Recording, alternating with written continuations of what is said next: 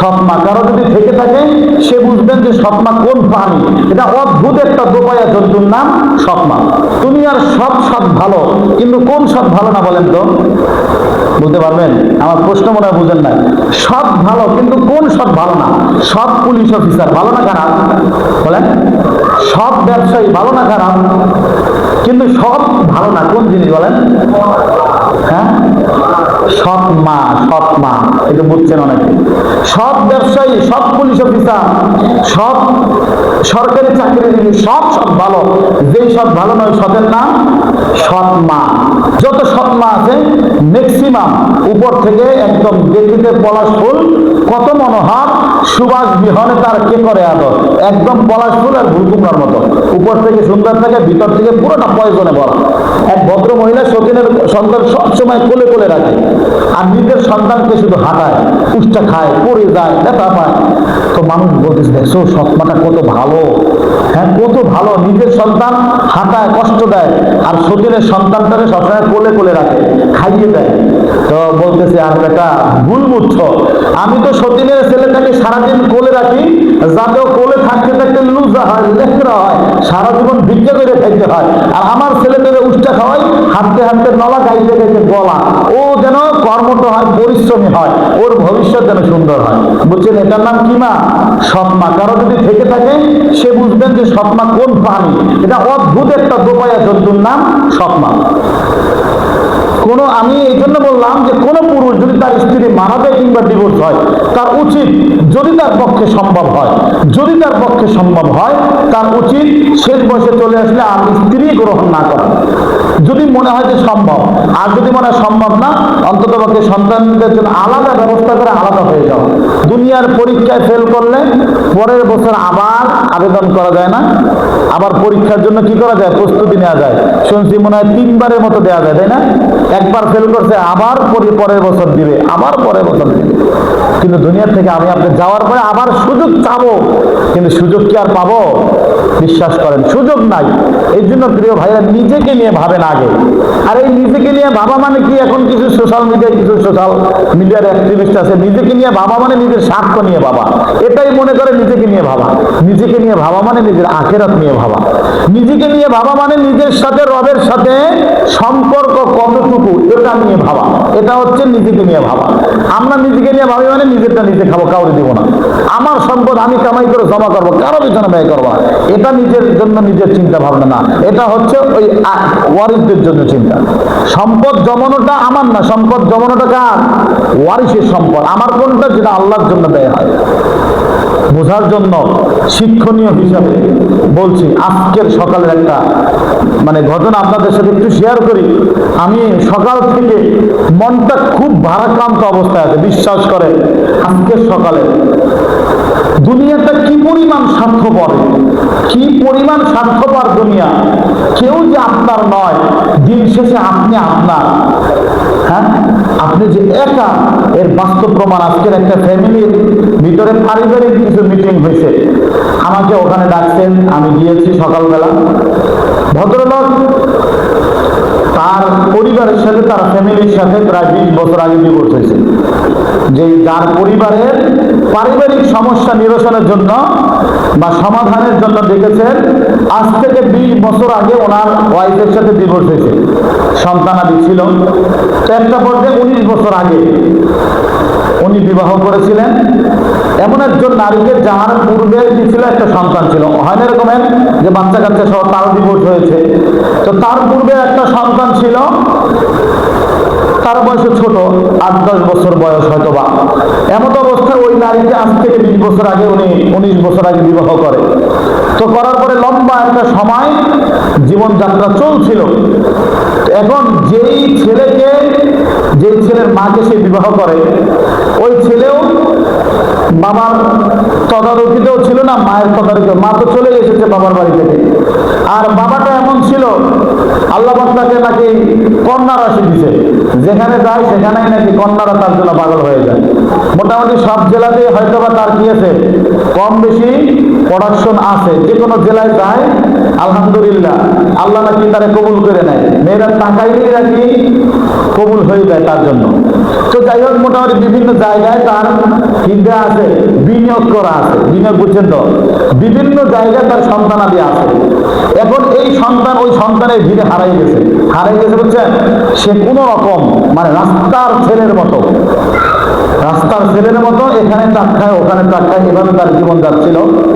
তো পরিশেষে এই ভদ্রলোক যিনি ওই বাচ্চার মাকে বিয়ে করেছিলেন, ওনার ঘরেও দুই সন্তান। উনি ভাবলেন যে এই ছেলেটা এত কষ্ট করে বা তার এক সময় কুল কিনারা নাই, তো সে এনে ওই যে অন্যের ঘরের জিনিস নিজের ঘরে আইনা রাখছে। একটা প্রবাদ আছে, আহমক নাম্বার 2, যে পরের পুকুরে দিয়াই রুই, মানে অন্যের পুকুরে যখন রুই মাছ দিয়াবেন ওটা কি হবে না, ওটা আর নিজের থাকবে না। তো তার পুরো বিনিয়োগ এই ছেলের জন্য শুরু হয়ে গেছে। এখন তার মানে অন্য ফ্যামিলি থেকে একটা ছেলে এবং অন্য ফ্যামিলির তার ওয়াইফ যখন এটা ঢুকাইছে, দুনিয়ার সব সব ভালো, কিন্তু কোন সব ভালো না বলেন তো, বলতে পারবেন? আমার প্রশ্ন মনে হয় বুঝেন না। সব ভালো, কিন্তু কোন সব ভালো না? সব পুলিশ অফিসার ভালো না খারাপ বলেন? সব ব্যবসায়ী ভালো না খারাপ? কিন্তু সব ভালো না কোন জিনিস বলেন? হ্যাঁ, সৎ মা, এটা বুঝছেন অনেকে। সব ব্যবসায়ী, সব পুলিশ অফিসার, সব সরকারি চাকরিজীবী, সব ভালো। যেই সব ভালো নয়, সতের নাম সৎ মা। এখন উনি যখন এই ফ্যামিলির মধ্যে ঢুকছে, প্রথমে উনি ঢুকছিল সুই হইয়া, তার এই বাচ্চাদেরকে সে লালন পালন করবে।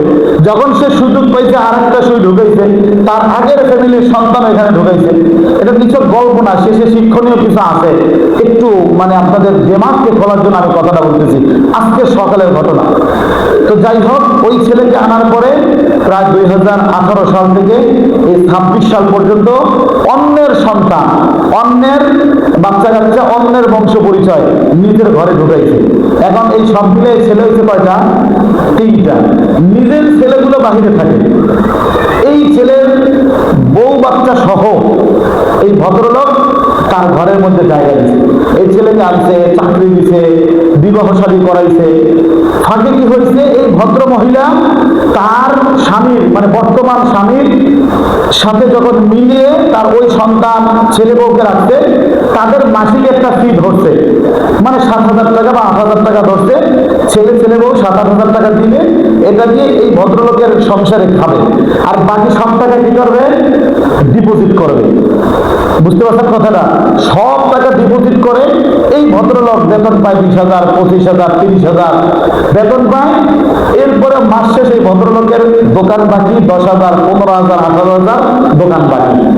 এরাও দুইজন, আমার ওই সন্তানদের কোনো খরচ দিতে হয় না। তাহলে তাদের দুইজন 8,000 টাকা দিয়ে ফ্যামিলির সব খরচ হয়, আর বাকি সব ব্যাংকে ঢুকে।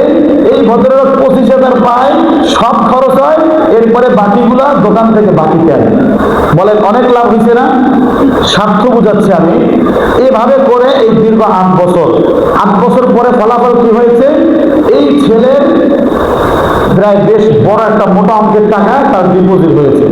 দিন শেষে কি হয়েছে? এই ভদ্রলোক তার দিন শেষে আমল নামা শূন্য, অনেকগুলো ঋণের বোঝা মাথায় যাচ্ছে। সব ভালো না, তাহলে বলছেন সৎ ভালো, সব ভালো, কিন্তু যেই সৎ ভালো না, সতের নাম কোন? সৎ মা। কথা বুঝতে পারছেন? তো যাই হোক, আমার মূল বোঝানোর জায়গাটা হচ্ছে যে এখন এই ছেলে সহ যখন বৈঠকে বসা হলো, এখন বৃদ্ধ মানুষ, উনি অবসরে তো যাবেন, চাকরি তো সারা জীবন করতে পারবে না। তো উনি চাকরি ছাড়ছেন। চাকরি ছাড়ার পরে এখন আসছেন যে এখন কার কাছে আশ্রয় নেবে, কার কাছে এই ভদ্রলোক তার ওয়াইফ সহ আশ্রয় নেবে। যতদিন সে চাকরিজীবী ছিল ততদিন তো সে সোনার দিন পাড়া মুরগি ছিল, তাকে সবাই কদর করতো, এই বউ কদর করতো, ওই বউয়ের আগের সন্তানরা কদর করত। এবং এই ভদ্র মহিলা তিনি ওই ছেলের সন্তান পালতেন, বাবু পালতেন, এবং ছেলে এবং ছেলের বউ দিয়ে চাকরি করাইতেন। মানে কি বুঝতে পারছেন? তার ভবিষ্যৎ সে ধাপে ধাপে আগাই দিচ্ছে। এই সংসারে থেকে ওই সংসারকে, ছেলেকে জাগাই দিচ্ছে। একটা পরে আজকে সকালের ঘটনা বলতেছি, যখন আমাকেও ডাকা হয়েছে মজলিসের মধ্যে, মানে সমঝোতা হচ্ছে না কি যে কার সাথে থাকবে, কেমনে থাকবে, ওনারা এটা করতে পারতেছিলেন না। তো আমি বললাম যে সামাজিক নিয়ম হচ্ছে ছোট ছেলের সাথেই বাবা মা থাকে। এটা তো স্বাভাবিকভাবে দেখা যায় যে ছোট ছেলেদের তার সাথেই সচরাচর বাবা মা থাকে, বড় ভাই মেঝো ভাই বা অন্যান্য যারা থাকে তারা সাপোর্ট দেয়। তো এই কথা আমি বললাম যে দেখেন, যেহেতু আপনাদের ছোট ছেলে, আবার এই ছেলে পিতৃ পরিচয় সহ পাল্টাই ফেলছে, তার বাবার পরিচয় দিচ্ছে এই বর্তমান যে ভদ্রলোকের ঘরে থাকে তার নামে আইডি কার্ড, তার নামে জন্ম নিবন্ধন সব কিছু তার সাথে, পুরো ফ্যামিলির অ্যাডজাস্ট। এখন তার মানে 3 ছেলের মধ্যে ছোট সে তার সাথে থাকবে। সে মানে বলার সাথে সাথে উত্তেজিত হয়ে বলল যে না, কেন সারা জীবন কামাই করে চাকরি বাকরি করে খাওয়াইছে তার দুই ছেলেকে, আমি এখন পরের ছেলে, আমার সংসারে কেন বাবা মার বোঝা চাপাইলে হবে? তা আমি বললাম বেটা নেমুখ হারাম, অন্তত পক্ষে এই মায়ের দুধের তো একটা ঋণ আছে। এই মায়ের পেটে তো গর্ভে তো তুই জন্মগ্রহণ করছিস, এবং এই মাকে দিবে তা 19 বছর আশ্রয় দিছে, যার আশ্রয় তুই 8 বছর থেকে বউ পাইছস, চাকরি পাইছস, এরপরে ডিপোজিট হয়েছে, এত কিছুর পরে বলে আমার কিছুই হয় না, আমার তো সব আমি নিজে নিজে করছি। এই কথা বলে ভদ্রলোক কি করলো, ওই ছেলেটা উঠে চলে গেছে। এখন আমি যে জিনিসটা বুঝলাম, চিন্তা করেন সবাই কি করে আখের গুছায়। এই মহিলা অন্যের সংসারে এসে তার আগের সংসারের ছেলের আখের গুছাইছে, ঠিক আছে, কিন্তু দিন শেষে এই ছেলেও এই মাকে গ্রহণ করতে রাজি না। চিন্তা করতে পারেন 10টা কোথায় খাইছে, যে নিজের জায়গা বাদ দিয়া, নিজের সংসারের এই ছেলে বাদ দিয়া আগের পিছনে যখন বিনিয়োগ করতে, বিনিয়োগ আল্লাহ নষ্ট করে দিয়েছে। এটা তার জন্য দুনিয়ার শাস্তি, আখিরাতের শাস্তি তো অফুরন্ত, এর মধ্যে কোনো সন্দেহ নাই, থাকবে। এই জন্য আল্লাহ বলছেন ইয়া আইয়ুহাল্লাযীনা আমানু লা তুলহিকুম আমওয়ালুকুম ওয়া আওলাদুকুম। মাল এবং সম্পদের কথা কেন আল্লাহ বললেন? মাল এবং সম্পদ এই দুইটা জিনিস, মাল সম্পদ এবং সন্তান, এই দুইটা জিনিস মানুষকে অনেক সময় বিপথে নেয়, কুপথে নেয়, মানুষের জীবনের গতিবিধি পরিবর্তন করে ফেলে। সে 1 নাম্বার মালের লোভ করছে যে তার সব মাল জমাই ওই ছেলের ভান্ডে দিবে। 2 নাম্বার লোভ করছে তার সন্তানকে সে ধনী বানাবে। আর সতীনের সন্তান কোলে রাখে, শুনছেন না? এক ভদ্র মহিলা সতীনের সন্তান সবসময় কোলে কোলে রাখে, আর নিজের সন্তানকে শুধু হাঁটায়, উষ্টা খায়, পড়ে যায়, ব্যথা পায়। তো মানুষ বলতেছে দেখছো সৎমাটা কত ভালো, হ্যাঁ কত ভালো, নিজের সন্তান হাঁটায়, কষ্ট দেয়, আর সতীনের সন্তানটাকে সবসময় কোলে কোলে রাখে, খাইয়ে দেয়। তো বলতেছে আর বেটা ভুল বুঝছো, আমি তো সতীনের ছেলেটাকে সারাদিন কোলে রাখি যাতে কোলে থাকতে থাকতে লুজা হয়, লেখরা হয়, সারা জীবন ভিক্ষা করে খাইতে হয়। আর আমার ছেলেটাকে উষ্টা খাওয়াই, হাঁটতে হাঁটতে নলা, গাইতে গাইতে গলা, ও যেন কর্মঠ হয়, পরিশ্রমী হয়, ওর ভবিষ্যৎ যেন সুন্দর হয়। বুঝছেন, এটার নাম কি মা? সৎমা। কারো যদি থেকে থাকে সে বুঝবেন যে সৎমা কোন প্রাণী। এটা অদ্ভুত একটা দোপায়া জন্তুর নাম সৎমা। যত সৎমা আছে ম্যাক্সিমাম উপর থেকে একদম দেখিতে পলাশ ফুল, কত মনোহর, সুবাস বিহনে তার কে করে আদর, একদম পলাশ ফুল আর ভুলকুমড়ার মতো, উপর থেকে সুন্দর থাকে, ভিতর থেকে পুরোটা পয়জনে ভরা। এই জন্য প্রিয় ভাইরা, আল্লাহ পাকের সতর্ক বার্তা হচ্ছে আমওয়ালুকুম ওয়া আওলাদুকুম। যেই সন্তানের জন্য আপনি দুর্নীতি করবেন, যেই সন্তানের জন্য ঘুষের টাকায় অট্টালিকা বানাবেন, যেই সন্তানের জন্য অন্যের মাল আত্মসাৎ করবেন, ঠকাবেন, এই সম্পদের সন্তান, এই দুইটাই তো আমার আপনার ভবিষ্যৎ মনে করি আমরা, তাই না? বলে ভাই জীবনে কি করতে পারছে না পারছে, আমরা কষ্ট করছি যাতে আমার সন্তানটা কষ্ট না করে, বলে না? এরকম বলে না?